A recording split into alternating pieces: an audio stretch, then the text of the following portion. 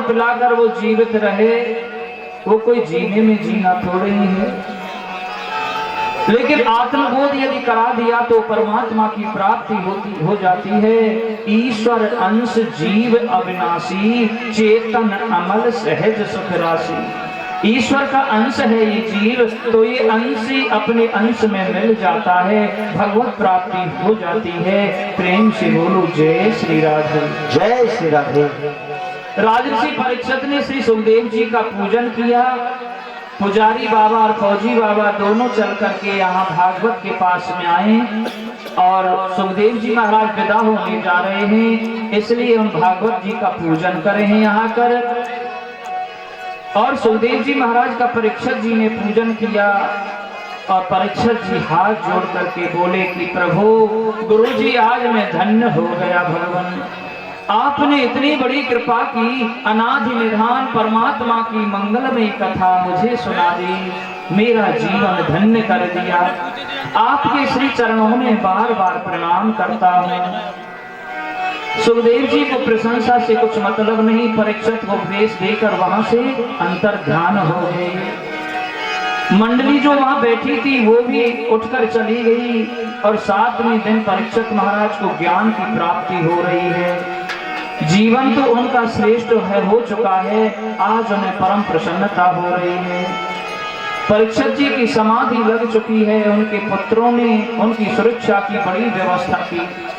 लेकिन तक्षक नाग आया बीच में। कौशिक ब्राह्मण ने पूछा कहाँ जा रहे हो तक्षक? बोले राजा परीक्षित को डसना है। तुम कहाँ जा रहे हो? कौशिक ब्राह्मण ने कहा मैं राजा की सुरक्षा के लिए ही जा रहा हूं, मरे हुए को मैं अपनी विद्या से जीवित कर देता हूं। लेकिन तक्षक ने वो विश्वास नहीं आ रहा था। तक्षक ने कहा ये ब्राह्मण मैं तेरी विद्या पर कैसे विश्वास करूं? बोले परीक्षण करके देख लो। तो बोले देखो ये हरा भरा वृक्ष खड़ा हुआ है, मैं इस वृक्ष को डसूंगा और डसने के बाद मुझ में इतना जहर है, मेरा नाम तक्षक है, सबसे जहर वाला प्रबल विष है मेरे अंदर, इसमें आग लग जाएगी, जलकर राख हो जाएगा, फिर तुम जीवित करना। बोले ठीक है। तक्षक नाग ने उस हरे वृक्ष में जैसे अपना फन डंक लगाया, महाराज जहर की ज्वाला जैसी निकाली, वो धू धू करके सूख गया, पेड़ जल गया। उस वृक्ष के ऊपर एक भक्त भी बैठा हुआ था, स्कंद, जो गणेश जी के भाई स्कंद है ना, उसका भक्त। तो वृक्ष जल करके खत्म हो गया। अब तक्षक बोले कौशिक ब्राह्मण से कि अब इसको जीवित करो। कौशिक ब्राह्मण ने अपना मंत्र पढ़ा और जैसे वृक्ष में जल छिड़का वो तो वैसा की वैसा हरा भरा हो गया। तक्षक ने कहा ये तो जरूर जीवित कर देगा राजा को, लेकिन ब्राह्मण तुझको मिलेगा क्या राजा को जीवित करते? बोले मेरे लिए बहुत कुछ मिलेगा। सबसे पहले तो जब राजा मरे हुए को मैं जीवित करूंगा तो मेरे को बहुत बड़ी इनाम मिलेगी, अन्न धन मिलेगा, सोना आदि मिलेगा। उसके बाद में मेरी कीर्ति ख्याति भी फैलेगी कि अमुक व्यक्ति ऐसा है, जीवित कर देता है, यश मिलेगा मेरे को। और तीसरा यह है कि परीक्षित महाराज इतने धर्मात्मा राजा हैं, वो यदि पृथ्वी पर बने रहेंगे तो ये धर्म ऐसे चारों चरण से बना रहेगा। बोले मैं आपके लिए बहुत धन दे दूं, तुम यहीं से जाओ। बहुत सी स्वर्ण आभूषण उन्होंने दिए और महाराज वहां से वो ब्राह्मण लौट गया। उन्होंने बड़ी सुरक्षा की थी परीक्षित को। ऐसी कथा आती है, लेकिन जो तक्षक था ना वो फूलों की डलिया में छिप करके गया और परीक्षित को डसा। लेकिन तब तक परीक्षित की मुक्ति हो चुकी थी, केवल मृत्यका रह गई है। जन्मेजय परीक्षित के बेटा हैं, उन्होंने देखा हमारे पिताजी को डस लिया है, तो उन्होंने सर्पों का यज्ञ करना शुरू कर दिया। सर्पाय स्वाहा, सर्प आने लगे। एक सर्प इंद्र के सिंहासन में घुस गया तो मंत्र का ऐसा आवाहन किया कि इंद्र ही पूरा सिंहासन समेत खिंचा हुआ चला आया। जैसे तैसे महात्मा ने उसकी रक्षा की महाराज, समझाया कि ऐसा नहीं करना चाहिए। एक और सुंदर कथा महाराज बतलाई उन्होंने मार्कंडे मुनि की। एक मार्कंडे महात्मा जी ने बड़ी तपस्या की और तपस्या के लिए जब भगवान प्रसन्न हुए, बोले क्या चाहिए, तो मार्कंडे जी बोले मुझे महाप्रलय का दर्शन करना है। अरे महाप्रलय का क्या करोगे, बोले नहीं नहीं। एक दिन वो अपने आसन पर ऐसे समाधि लगा के बैठे तो भगवान ने महाप्रलय का आभास कराया। मार्कंडे मुनि को ऐसा लगने लगा सातों समुद्र उमड़ पड़े हैं, जल ही जल पूरी पृथ्वी में हो गया है, और बाबा उसमें हिलोरे मारने लगे, कभी ऊपर को कभी पाताल को, घबराने लगे। ज्यादा घबराए तो एक वट वृक्ष के पत्ते पर एक छोटे से नन्हे से भगवान श्री बाल कृष्ण के स्वरूप को देखा, जो अपनी पांव के अंगूठे को पी रहा है। जैसे ही बाबा उनके पास में घबरा कर गए तो प्रभु ने मुखारविंद खोला, उनके उदर में प्रवेश कर गए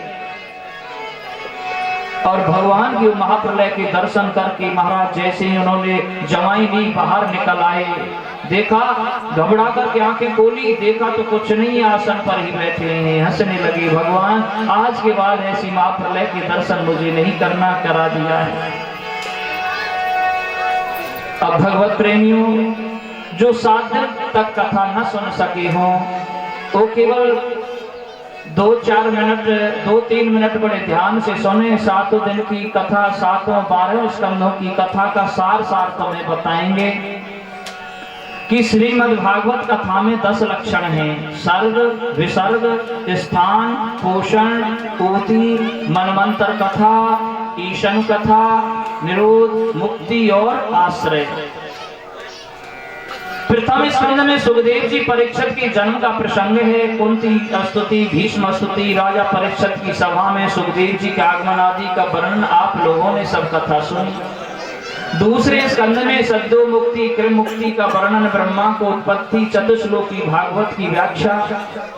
तृतीय स्कंध में विदुर मैत्रेय संवाद, कपिल देवहूति संवाद, हिरण्याक्ष आदि का वर्णन है। चौथे स्कंध में सती चरित्र, ध्रुव चरित्र, ध्रुव जी के वंश का वर्णनिरूपण।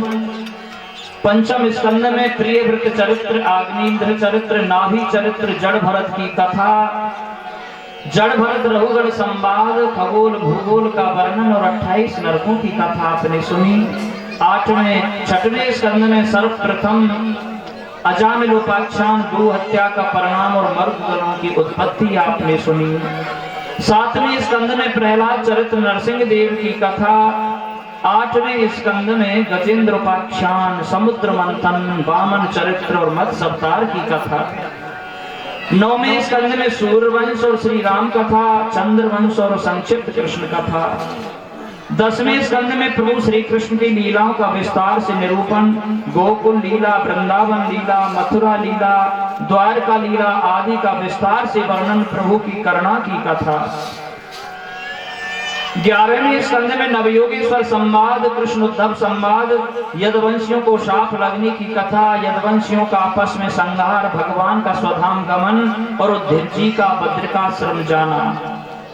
12वें स्कंद में कलयुग के दुर्गुणों का वर्णन और उनकी नाम की महिमा आपने सुनी। उसके बाद सुखदेव जी परीक्षित का अंतिम उपदेश और वहां से प्रस्थान, तक्षक सर्प के डसे जाने से उनकी मृत्यु और उनका मोक्ष, जन्मेजय का सर्प यज्ञ करना, आस्तिक मुनि का उनको समझाना।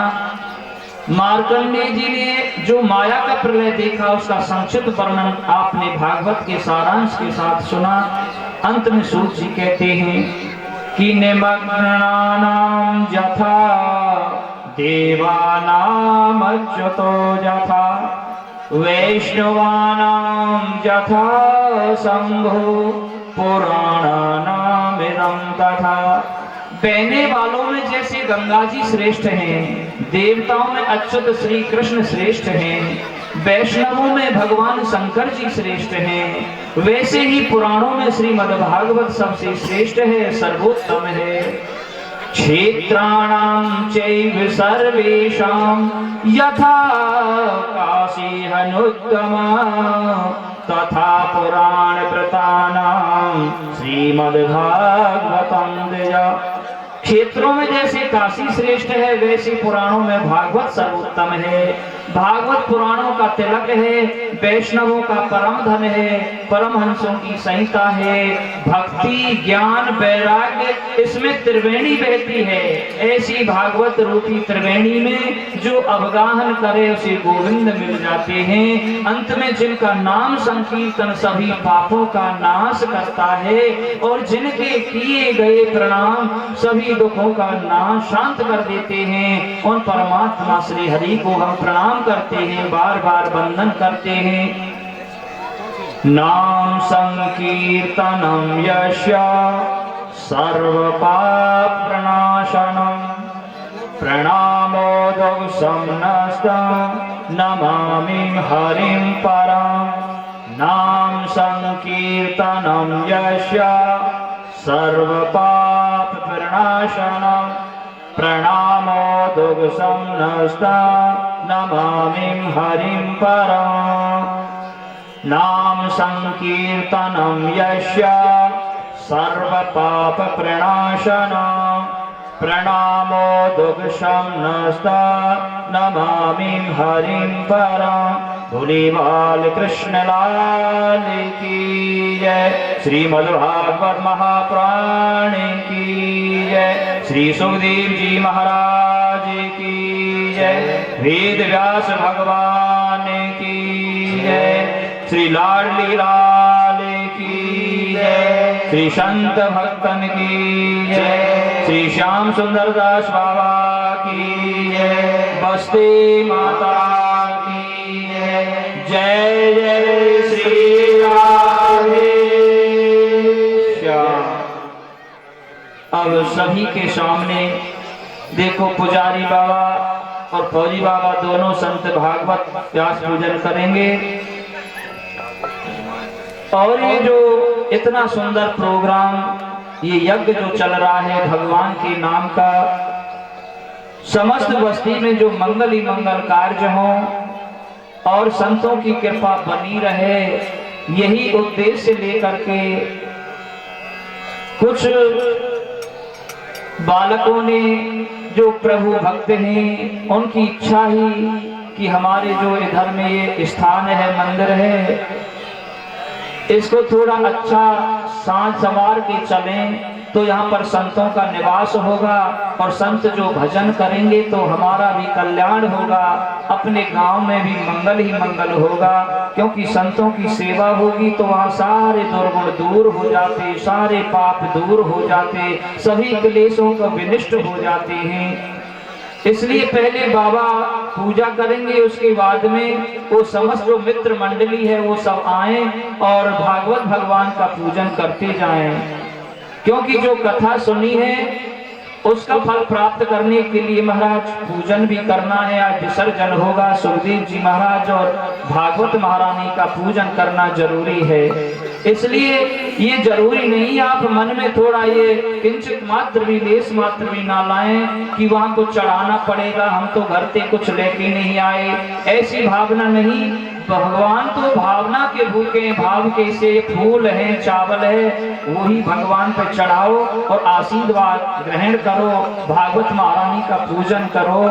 पूजन करेंगे तो ही महात्म और फल की प्राप्ति होगी। निराश ना करें, किसी की तरफ से ये अवहेलना ना हो जाए कि हमने पूजन नहीं किया, क्योंकि ये अच्छा नहीं लगता है, अपराध होता है, अनादर होता है। इसलिए सब पूजा करेंगे धीरे धीरे करके। पहले महात्मा जी करेंगे श्री राधे, और कल हवन होगा।